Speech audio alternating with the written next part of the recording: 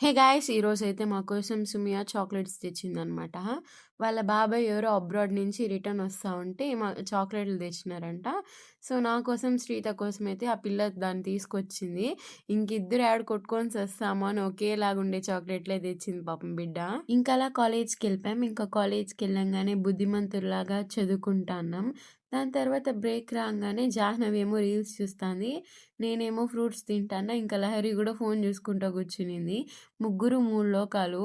ఇంకా మార్నింగ్ సెషన్‌లో last class finish చేసుకునేసి శ్రీత దగ్గరికెళ్ళా తినడానికని. తినడానికని ఎళ్తే వాళ్ళ క్లాస్‌లో ధాత్రి అనే ఒక అమ్మాయి వచ్చి నా చేతిలో చాక్లెట్ పెట్టింది. ఏరా అని అడిగితే ఈరోజు నా బర్త్‌డే అనింది. ఇంకా ఆ అమ్మాయికి నేను విష్ చేశా. మీరు కూడా విష్ చేసేయండి ధాత్రికి. ఇంక ఈవినింగ్ అవ్వగానే క్యాంటీన్‌కైతే ఎళ్ళిపోయాం అందరం కలిసి తినడానికని.